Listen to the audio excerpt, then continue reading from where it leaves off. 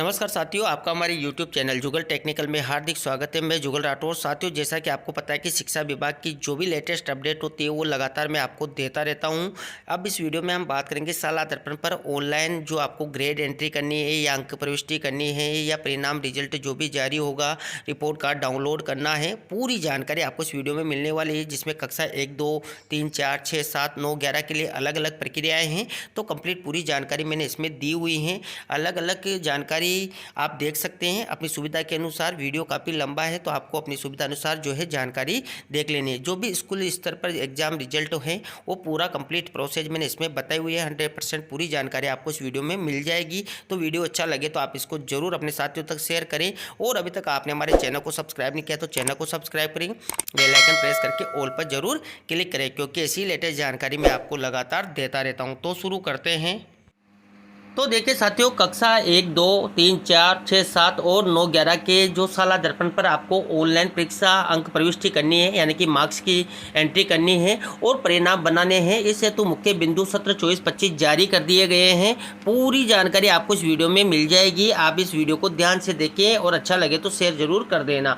तो देखिए यहाँ पर कक्षा 1, 2 की बात कर लेते हैं। सत्र 24-25 में कक्षा 1, 2 का परिणाम ऑनलाइन होलिस्टिक रिपोर्ट कार्ड के माध्यम से जारी किया जाएगा। यानी कि आपको ध्यान रखना है कि इस बार जो रिजल्ट है वो ऑनलाइन जारी किया जाएगा, होलिस्टिक रिपोर्ट कार्ड के रूप में जारी किया जाएगा। इसमें देखिए साला दर्पण के परिणाम टैब में सेमेस्टिव असेसमेंट SA1, SA2, SA3 की प्रविष्टि की जानी है। यानी कि जैसा कि आपको पता है कि मैं समय समय पर आपको जैसे भी लेटेस्ट अपडेट होती है वो देता हूं। जैसे कि SA3 की प्रविष्टि करनी थी तो इसका मैंने अलग से वीडियो बनाया हुआ है और पूरी जानकारी उसमें दी हुई है। तो देखिए यहाँ पर अकादमिक विषय यानी कि जो हिंदी, अंग्रेजी, गणित और पर्यावरण विषय की संक्रियाएँ कक्षा स्तर के साथ SA1, SA2, SA3 टैब में ग्रेड भरे जाने हैं। अब काफ़ी सारे साथियों के लगातार कमेंट मिल रहे थे कि जो सर कक्षा 1, 2 है उसमें पर्यावरण विषय की एंट्री करनी है या नहीं करनी है। तो मैं आपको बता दूं कि यहाँ पर पर्यावरण विषय की भी संक्रिया की आपको एंट्री करनी है। कक्षा स्तर के साथ साथ ग्रेड की एंट्री आपको करनी है। तथा जो नॉन अकादमिक यानी कि शैक्षिक गतिविधियां हैं उनमें SA1 और SA3 की भी ग्रेड आपको भरनी है। जैसा कि मैंने पिछले वीडियोज में भी बताया हुआ है कि SA1, SA2 में आपको किस प्रकार जो है ग्रेड देनी है और जो शैक्षिक गतिविधियां SA1 की, SA3 की किस प्रकार उनमें ग्रेड देनी है और SA3 का जो बनाया था उसमें भी बताया हुआ है। आप वो वीडियो जाकर देख सकते हैं। सबके वीडियो के डिस्क्रिप्शन में मैं लिंक देता हूँ, वहाँ जाकर आप पूरी जानकारी कर सकते हैं। इसके बाद देखिए ग्रेड बनने के आधार पर online holistic report card generate किया जाएगा, जिसका प्रिंट आउट रंगीन अथवा ब्लैक एंड व्हाइट प्रिंटर द्वारा A4 साइज के ग्लासी अथवा साधारण पेपर पर सुविधा अनुसार लिया जा सकता है। यानी कि जो होलिस्टिक रिपोर्ट कार्ड जनरेट किया जाएगा वो 2 प्रकार से होगा, रंगीन भी है और ब्लैक एंड व्हाइट भी है। A4 साइज में आप इसको जो है प्रिंट कर सकते हैं। देखिए यहाँ पर पहला जो रंगीन दे रखा है, देख सकते हैं आप इसको। यहाँ पर आप सेटिंग में जाएंगे तो देखिए यहाँ पर एक ऑप्शन आपको मिलता है। जब प्रिंट आप लेंगे वहाँ पर सेटिंग में आप जाएंगे तो ऑप्शन में आपको एक ऑप्शन मिलेगा बैकग्राउंड ग्राफिक्स का। देखिए कलर प्रिंट के लिए बैकग्राउंड ग्राफिक्स से चेक मार्क लगाना है। यानी कि अगर आपको जो कलर प्रिंट लेनी है, इस प्रकार की प्रिंट लेनी है तो आपको यहाँ पर जो ऑप्शन है बैकग्राउंड ग्राफिक्स में इसमें जो टिक कर देना है और यहाँ से प्रिंट लेनी है तो आपको जो कलर प्रिंट मिल जाएगी। अगर आपको ब्लैक एंड व्हाइट लेनी है तो देखिए ब्लैक एंड व्हाइट का यहाँ पर चित्र दिया हुआ है। जो होलिस्टिक रिपोर्ट कार्ड है कक्षा 1, 2 के लिए वो जारी किया जाएगा तो इस प्रकार होगा। तो देखिए यहाँ पर जो अगर आपको ब्लैक एंड व्हाइट लेना है तो यहाँ पर ऑप्शन में आपको देखिए बैकग्राउंड ग्राफिक्स हैं, इससे चेक बॉक्स को जो चेक मार्क हैं इसको आप हटा देंगे, इसको हटा देना है और प्रिंट लेना है तो आपको ब्लैक एंड व्हाइट इस प्रकार होलिस्टिक रिपोर्ट कार्ड मिल जाएगा। इसके बाद देखिए उपस्थिति विवरण साला दर्पण पर भरे गए कार्य दिवसों और माहवार उपस्थिति रहने के आधार पर स्वतः प्रदर्शित होगी। यानी कि आपको उपस्थिति भी ऑनलाइन कर लेनी है। इसमें कार्य दिवस जो भी हैं मई से अप्रैल तक वो आपने किए होंगे और माहवार प्रत्येक बच्चे की आपने ऑनलाइन एंट्री कर दी होगी उपस्थिति की, तो वो स्वतः ही आपके जो मार्कशीट जारी होगी, बच्चों की होलिस्टिक रिपोर्ट कार्ड जारी होगा उसमें प्रदर्शित हो जाएगा। बेसलाइन प्रविष्टि कक्षा अनुरूप बनना अनिवार्य है। यानी कि बेसलाइन की एंट्री आपको करनी है। जैसा कि मैंने वीडियोज में भी बताया हुआ है कि बेसलाइन एंट्री पहले करें, इसके बाद रिजल्ट की एंट्री करें और शैक्षिक गतिविधियाँ SA1, SA3 की भी आपको एंट्री कर लेनी है। अब यहाँ पर साथियों कुछ चीज़ समझाई गई है, जैसे कि विषयवार औसत ग्रेड और समेकित प्रगति प्रदर्शन संक्रियाओं में प्राप्त ग्रेड के आधार पर निम्नानुसार किया जाना है। यानी कि आपको ग्रेडिंग अंक बार क्या रहेगा तो भी मैं यहाँ पर बता देता हूँ। देखिए ग्रेड A अंक बार रहेगा वो 10 है, देखिए, और ग्रेड B अंक बार 5 है और ग्रेड C अंक बार 1 है। यहाँ पर जैसे ऐसे समझे आप हिंदी विषय में कुल संक्रियाएँ 7 है, यानी कि 7 दक्षताएँ हैं। जब आप ऑनलाइन रिजल्ट कर रहे होंगे तो जहाँ पर आपने देखा होगा कि कुल संक्रियाएँ आपको 7 मिलती हैं।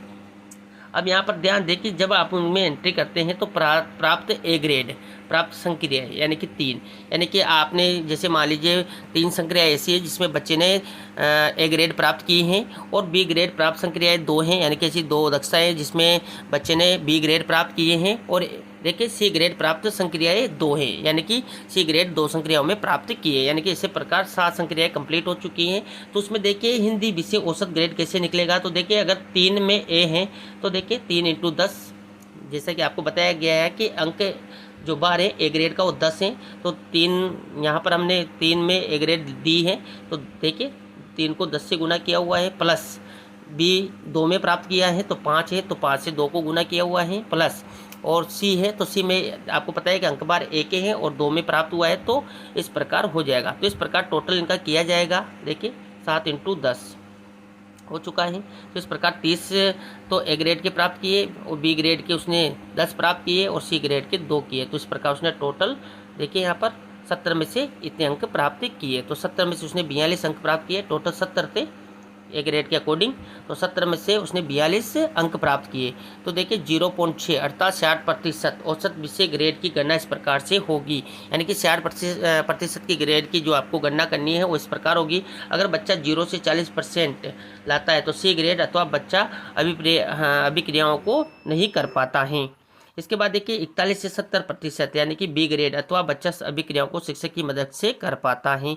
और 71 से 100% ए ग्रेड अथवा बच्चा अभिक्रियाओं को स्वयं से कर पाता है। तो इस प्रकार यहाँ पर ये रहेगा। अब इसे इस प्रकार समझे कि इस प्रकार बच्चे का हिंदी विषय का औसत ग्रेड 41 से 70% की श्रेणी में है तो बी ग्रेड होगा, यानी कि जब उसको रिजल्ट मिलेगा तो 41 से अगर 70% की श्रेणी में आता है तो बी ग्रेड उसका होगा। तो इस प्रकार यहाँ पर अंक बार और उसकी ग्रेड रहेगी। जब आप वहाँ पर भरेंगे ABC ग्रेड तो उनका ऑटोमेटिक आकलन किया जाएगा कि जो आपने भरी हैं दक्षताओं में A grade, B grade, C grade, तो वहाँ पर आप देख लेंगे कि बच्चे ने जो भी प्राप्त किया उसके अकॉर्डिंग बच्चे का जो औसत निकलेगा प्रगति पत्र में, समेकित प्रगति पत्र में, होलिस्टिक रिपोर्ट कार्ड में ABC वो ऑटोमेटिक वहाँ पर जनरेट होकर आ जाएगा। इसके बाद देखिए शैक्षिक गतिविधियों की गणना। तो 22 संक्रियाओं के आधार पर जब आप वहाँ शैक्षिक गतिविधियों की एंट्री करेंगे, वहाँ पर 22 संक्रियाएँ दी हुई हैं ऐसे 1 में ऐसे 3 में, तो प्राप्त अंक प्रतिशत के आधार पर सितारों के रूप में प्रदर्शित होगी। यह आपको ध्यान रखना है। इसके बाद जब आप रिजल्ट ऑनलाइन करेंगे ऐसे 1, ऐसे 2, ऐसे 3 का, तो आपको यहाँ पर देखिए परिणाम लॉक करने के पश्चात ही प्रिंट का विकल्प प्रदर्शित होगा, यानी कि अभी आपको लॉक और प्रिंट का ऑप्शन अभी नहीं दिया गया है। जैसे ही ऑप्शन शुरू होगा, क्योंकि आपने सबकी एंट्री कर लेंगे, उसके बाद आपको कुछ समय में ही लॉक का ऑप्शन मिल जाएगा। लॉक आपको करना है। देखिए यहाँ पर इस प्रकार ऑप्शन मिलेंगे आपको, व्यू एंड लॉक। पहले व्यू करके आप चेक कर लेंगे सारे रिजल्ट्स की एंट्री आपने कर ली है। लॉक आपको कर देना है। लॉक देख ले आप कि बिल्कुल सही है तो लॉक कर दे। लॉक्ड करने के बाद ही आपको प्रिंट का ऑप्शन मिलेगा, ये ध्यान आपको रखना है। तो इस प्रकार ये 1 से 2 के रिजल्ट्स की एंट्री यहाँ पर आपको कर लेनी है। यहाँ पर ध्यान ये रखना है कि समेकित योगात्मक आकलन और शैक्षिक गतिविधि आकलन के विकल्प आपको मिल जाते हैं, वहाँ से आप उनकी एंट्री कर लेंगे। तो इस प्रकार कक्षा 1-2 के रिजल्ट की एंट्री आपको ऑनलाइन करनी है। और जो होलिस्टिक रिपोर्ट कार्ड है वो आपको किस प्रकार प्रदर्शित होगा वो भी मैंने बता दिया है। और जैसा कि आपको पता है कि मैंने पिछला वीडियो बनाया था जिसमें आपको बताया था कि कक्षा 1 से 4 के रिजल्ट्स की एंट्री और क्या क्या आपको कार्य करना है ऑफलाइन ऑनलाइन, सब कंप्लीट जानकारी मैंने पहले ही भी दी हुई है। वही जानकारी मैं आपको दोबारा जो है इस बार फिर से दे रहा हूँ। अब देखिए साथियों, कक्षा 3 और 4 की बात कर लेते हैं।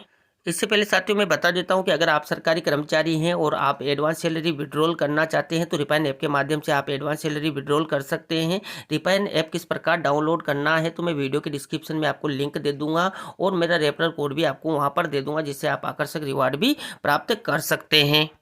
इंतजार की घड़ी अब हुई खत्म। राजस्थान रेफरल उत्सव फिर से लौट आया है, खास आपके लिए। बड़े इनाम, बड़ी कमाई के मौके, तैयार रहिए।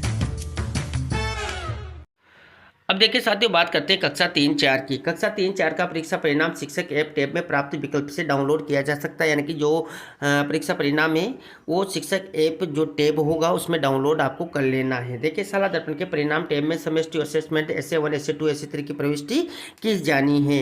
SA1 SA2 में हिंदी, अंग्रेजी, गणित और पर्यावरण के ग्रेड भरे जाने हैं। ये आपको मैंने पहले भी बताया था। और SA3 में इन विषयों के साथ साथ स्वास्थ्य एवं शारीरिक शिक्षा, कला शिक्षा, कार्यानुभव विषयों की भी ग्रेड भी भरी जानी थी। जैसा कि मैंने आपको SA3 प्रविष्टि किस प्रकार करनी उसमें भी पहले ही बताया हुआ है, पूरी जानकारी दी हुई है।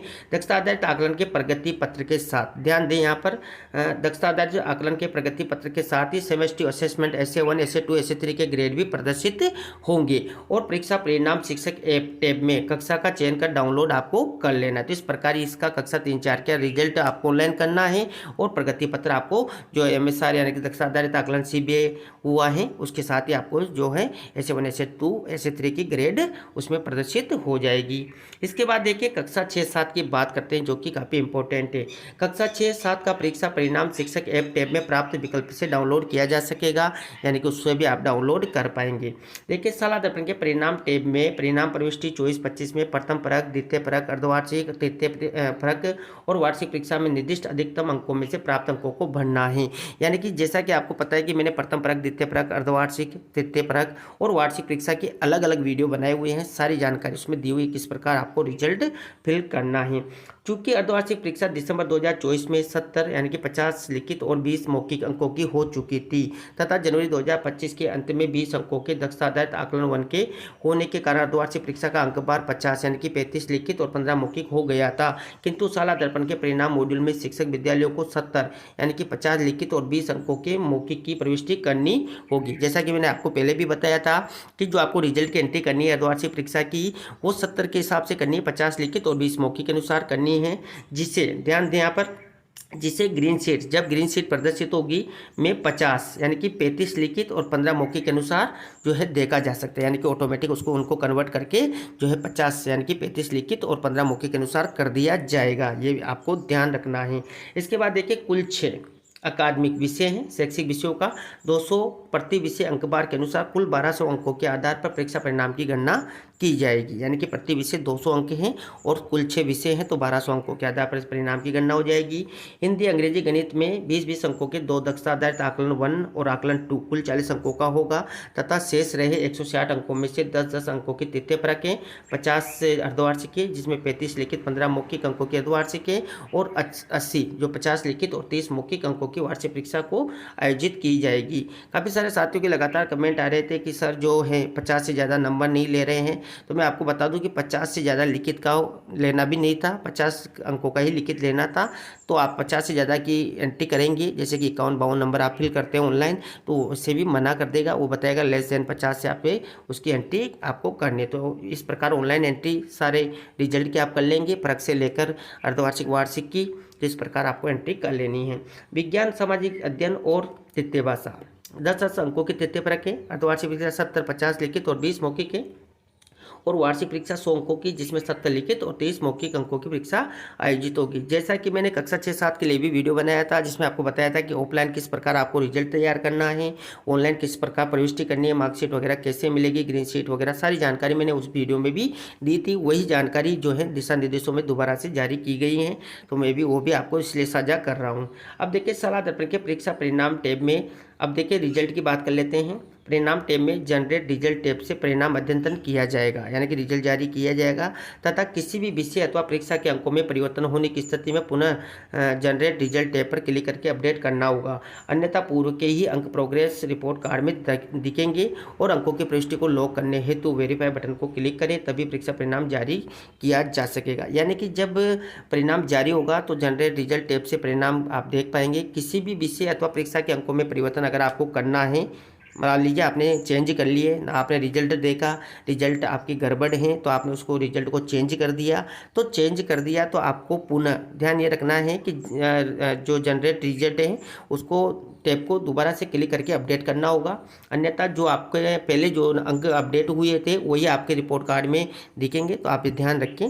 इसके अभी मैं अलग से जब पूरी जानकारी आएगी तो मैं आपको ऑनलाइन पूरी प्रोसेस बताऊंगा कि किस प्रकार आपको जो है रिजल्ट जनरेट करना है, और अगर आपको चेंजेस वगैरह करना है तो किस प्रकार करके दोबारा से प्रोग्रेस रिपोर्ट कार्ड निकाल लें। सारी जानकारी मैं उसमें दूंगा, और लॉग करने के बाद वेरीफाई बटन जो भी होगा वो भी मैं पूरी जानकारी आपको दूंगा। इसके बाद देखिए, परिणाम वेरीफाई करने के पश्चात यदि आप द्वारा किसी भी परीक्षा के किसी भी विषय के अंकों में कोई फेरबदल करना है तो अनवेरीफाई का विकल्प भी दिया जाएगा। यानी कि आपने जैसे मान लीजिए रिजल्ट को वेरीफाई कर दिया है, उसके बाद आपको लगता है कि नहीं आपको कुछ अंकों में जो है फेरबदल करना है, यानी कि गलत एंट्री हो चुकी है, तो आपको अनवेरीफाई का ऑप्शन भी मिलेगा, जिससे आप अंक बदल करके पुनः वेरीफाई करके परिणाम जारी कर पाएंगे। तो ये भी यहाँ पर ऑप्शन दिया जाएगा। परीक्षा परिणाम शिक्षक ऐप टैब में कक्षा का चयन करके डाउनलोड किया जा सकता है, यानी कि वहाँ पर भी आपको जो है परिणाम मिलेगा।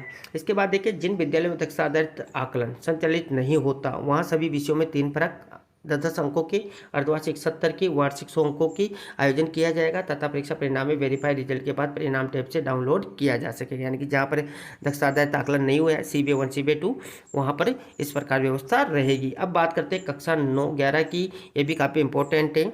तो देखिए का परीक्षा परिणाम टैब में कक्षा सेक्शन के साथ कक्षा 11 में संकाय का भी चयन कर डाउनलोड किया जा सकता है। अब देखिए, शाला दर्पण के परिणाम मॉड्यूल में परिणाम प्रविष्टि 24-25 में प्रथम परक, द्वितीय परक, अर्धवार्षिक तृतीय परक और वार्षिक परीक्षा में निर्दिष्ट अधिकतम अंकों में से प्राप्त अंकों की प्रविष्टि है। यानी कि आपको उसी प्रकार एंट्री करनी है जैसा कि आपने 6-7 में किए हैं। इसमें थोड़ा सा कुछ चेंजेज है। इसमें देखिए, अनुपस्थित विद्यार्थी के लिए मैंने आपको बताया था कि -1 और चिकित्सा अवकाश होने पर -2 का इंतजार करना है। यदि आप द्वारा अनुपस्थित विद्यार्थी के लिए किसी भी विषय में 0 अंक किया जाता है तो इसका अर्थ है विद्यार्थी परीक्षा में उपस्थित हुआ है और उसको 0 अंक प्राप्त हुए हैं। ये भी काफ़ी इंपॉर्टेंट है। अगर आप 0 भर देते हैं, मान लीजिए कोई स्टूडेंट एब्सेंट था लेकिन आपने उसका रिजल्ट में देखिए एब्सेंट के लिए यहाँ पर -1 है और चिकित्सा अवकाश के लिए -2 है, लेकिन आप ये न करके आप 0 भर देते हैं तो इसका मतलब ये माना जाएगा कि विद्यार्थी प्रेजेंट था और उसने जो है 0 अंक प्राप्त किए हैं। अगर मान लीजिए वो एब्सेंट है तो आप -1 उसके लिए करें। इसके बाद देखिए, कक्षा 11 में जिन विद्यार्थियों ने परीक्षा परिणाम देरी से आने के कारण या RSOS NIOS के परिणाम घोषणा में देरी होने के कारण अर्धवार्षिक से पूर्व विद्यालय में प्रवेश लिया है तथा प्रथम और द्वितीय परक में भाग नहीं लिया है, उनको उक्त दोनों परीक्षा की छूट होगी तथा शेष अर्धवार्षिक, तृतीय परक और वार्षिक परीक्षा के आधार पर ही परिणाम घोषित उनका किया जाना है। ये भी काफ़ी इंपॉर्टेंट है क्योंकि कक्षा 11वीं में जो बच्चे लेट एडमिशन ले पाते हैं उनके लिए यहाँ पर प्रथम परक, द्वितीय परक में छूट दी गई है। इसके बाद देखिए, परीक्षा के अंक प्रविष्टि करते समय कोई भी कॉलम रिक्त नहीं रखना है, किंतु जिन विद्यार्थियों का परिणाम देरी से घोषित हुआ है उनके लिए प्रथम और द्वितीय परक में भाग नहीं लेने के कारण प्रथम और द्वितीय परक के कॉलम रिक्त छोड़ा जा सकता है। देखिए, इसके बाद देखिए, विद्यार्थी को अगली कक्षा में क्रमोन्नत करने हेतु सभी परीक्षाओं में सम्मिलित होकर न्यूनतम 36% अंक प्रत्येक विषय में अर्जित करना होगा। प्रत्येक विषय में 36% अंक होना जरूरी है। उत्तीर्ण होने के लिए विद्यार्थी को 2 परकों, वार्षिक परीक्षा अथवा 1 परक, अर्धवार्षिक और वार्षिक परीक्षा में सम्मिलित होना आवश्यक है। विभाग के नियमानुसार अधिकतम 2 विषयों में कृपांक यानी कि ग्रेस दिए जाने के प्रावधान है। एक विषय में 5% तथा 2 विषय होने पर 2% का कृपांक दे होंगे, किंतु किसी भी विषय में चिकित्सा अवकाश लिए जाने की स्थिति में पूरक अथवा पुनः परीक्षा में सम्मिलित होने की स्थिति में कृपांक दे नहीं होगा। इसके बाद देखिए, किसी विषय की लिखित प्रायोगिक परीक्षा में अलग अलग उत्तीर्ण होना होगा, प्रायोगिक परीक्षा में भी कृपांक दे नहीं होंगे, ये भी ध्यान रखना है। इसके बाद देखिए, अधिकतम 2 विषयों में पूरक घोषित किया जा सकता है, जिसके लिए न्यूनतम 25% अंक लाना अनिवार्य होगा। कक्षा 9 की बात करें तो कक्षा 9 के विद्यार्थी ने यदि व्यावसायिक शिक्षा विषय का भी चयन किया है तो सामाजिक अध्ययन और व्यावसायिक शिक्षा में विषय में से जिसमें भी अधिक अंक प्राप्त हुए हैं परिणाम गणना में उसी विषय के अंक सम्मिलित किया जाएगा, किंतु इस हेतु मुख्य विषय सामाजिक अध्ययन में उत्तीर्ण होना अनिवार्य होगा। उदाहरण के लिए समझिए, सामाजिक में 200 में से 24 अंक ही आए हैं, जबकि व्यावसायिक शिक्षा में 200 में से 180 अंक प्राप्त होने पर भी विद्यार्थी अनुत्तीर्ण ही होगा, क्योंकि सामाजिक में 200 में से 24 अंक ही प्राप्त किए हैं। अब देखिए, प्रायोगिक परीक्षा में पुनः परीक्षा का प्रावधान नहीं है, ध्यान दें, यहाँ पर पुनः परीक्षा का प्रावधान नहीं है। व्यावसायिक शिक्षा के अंक वार्षिक परीक्षा के साथ ही प्रविष्ट किए जाने हैं। व्यावसायिक शिक्षा के भी यहाँ पर वार्षिक परीक्षा के साथ ही प्रविष्ट किए जाएंगे, जैसा कि मैंने आपको बताया था, जो कक्षा 6, 7, 9, 11 के रिजल्ट की एंट्री वाला बताया था, उसमें 20 पोर्टफोलियो, 30 थ्योरी और 50 प्रैक्टिकल के थे।